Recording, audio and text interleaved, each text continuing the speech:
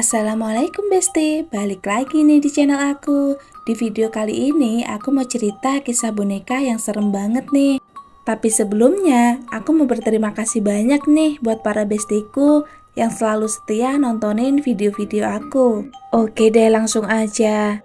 Pada tahun 1970-an, ada seorang mahasiswa yang sedang menyelesaikan studi kuliahnya di bidang keperawatan. Dia bernama Donna. Semasa kuliah, Donna tinggal di apartemen kecil, sekamar dengan temennya yang bernama Anggi. Suatu hari, Donna ini ulang tahun dan ibunya ngasih hadiah boneka.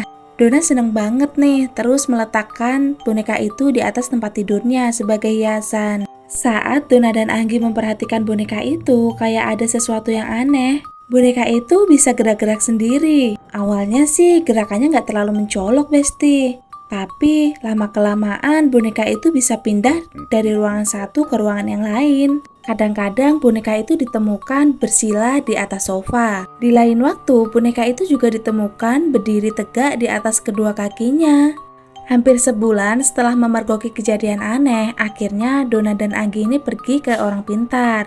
Orang pintar itu kemudian berbicara dengan boneka tersebut yang ternyata dirasuki oleh arwah bernama Annabelle. Annabelle adalah seorang gadis berusia 7 tahun yang tinggal di sekitar apartemen itu sejak lama. Annabelle juga meninggal di tempat komplek apartemen itu. Arwah Annabelle mengatakan kalau dia itu seneng tinggal sama Donna dan Anggi. Terus karena Donna ini kasihan, akhirnya dia mengizinkan Annabelle untuk tinggal di dalam boneka itu. Ternyata keputusan mereka itu salah, Besti. Suatu hari ada temen Donna yang lagi main ke apartemennya.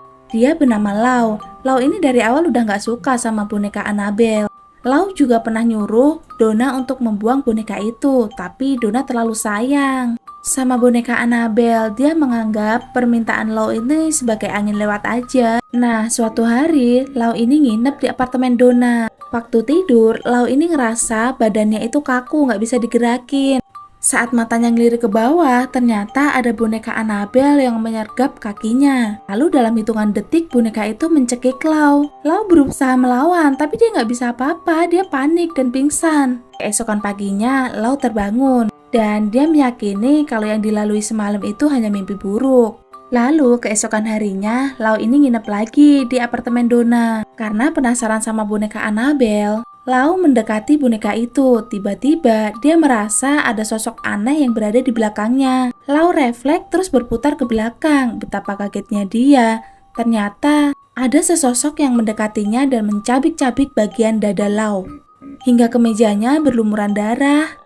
Kemudian, Lau menceritakan kejadian itu kepada Donna dan Anggi. Melihat kejadian itu, Donna akhirnya percaya ada yang gak beres nih dalam boneka itu. Lalu mereka datang lagi ke orang pintar. Orang pintar itu membersihkan apartemen dari roh jahat. Terus boneka Annabelle-nya disimpan oleh orang pintar itu. Dan orang pintar tersebut berpesan selalu berdoa dan meningkatkan iman mereka agar kita semua terhindar dari hal-hal yang buruk. Nah, itu dia ceritanya, Besti. Thank you for watching and see you next time.